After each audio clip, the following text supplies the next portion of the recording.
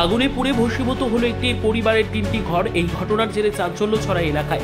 ঘটনাটি ঘটেছে কালিয়াগঞ্জ ব্লকের মালগাঁও গ্রাম পঞ্চায়েতের অধীন কালুডাঙ্গার গাঙ্গুয়া এলাকায় আব্দুল মোতালেকের বাড়িতে। খবর দেওয়া হয় কালিয়াগঞ্জের দমকল কেন্দ্রে।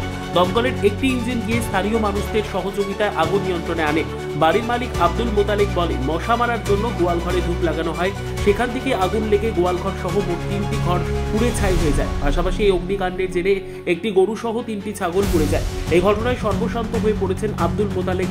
ঘটনার খবর জানতে পেরে মঙ্গলবার সকালে কালিয়াগঞ্জ পঞ্চায়েত সমিতির সভাপতি হিরণময় সরকার অসহায় পরিবারের পাশে গিয়ে দাঁড়ান এবং সরকারিভাবে সহযোগিতা তুলে দেন।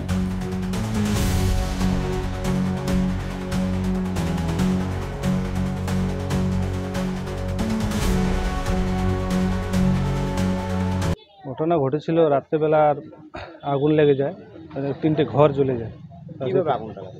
আগুনটা ওই মানে গরুকে মশা মারার জন্য দেওয়া হয়, হ্যাঁ, ওই থেকে আগুন লেগে যায়।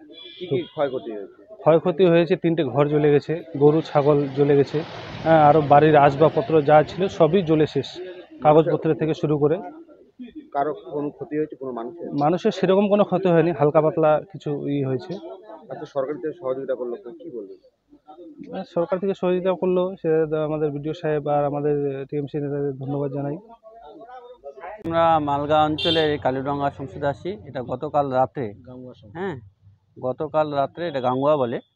গতকাল রাতে আমি আমাদের এখানকার এলাকার যারা আছেন তারা আমাকে খবর দেন এখানে একটা ভয়াবহ আগুন লেগেছে। সঙ্গে সঙ্গে আমি ফায়ার ব্রিগেডকে খবর দিই। ফায়ার ব্রিগেড এসে এবং গ্রামের মানুষের তৎপরতায় আগুনটা নেভানো হয়।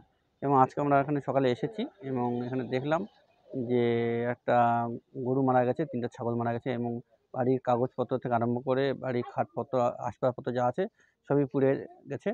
এবং আমরা সরকারিভাবে আমরা একটা সাহায্য দিলাম, কিছু কাপড় চোপড় দিলাম এবং রান্নার বাসনপত্র থেকে আরম্ভ করে এবং একটা সরকারি আমরা একটা চালের ব্যবস্থা করে দিলাম। আজকে দেখি পরবর্তীতে আমরা ওনাকে অ্যাপ্লিকেশন করতে বলছি। পরবর্তীতে আরও সরকারি যা সুবিধাগুলো আছে আমরা সেগুলো দেব। ব্যুরো রিপোর্ট, উত্তর বাংলা সংবাদ।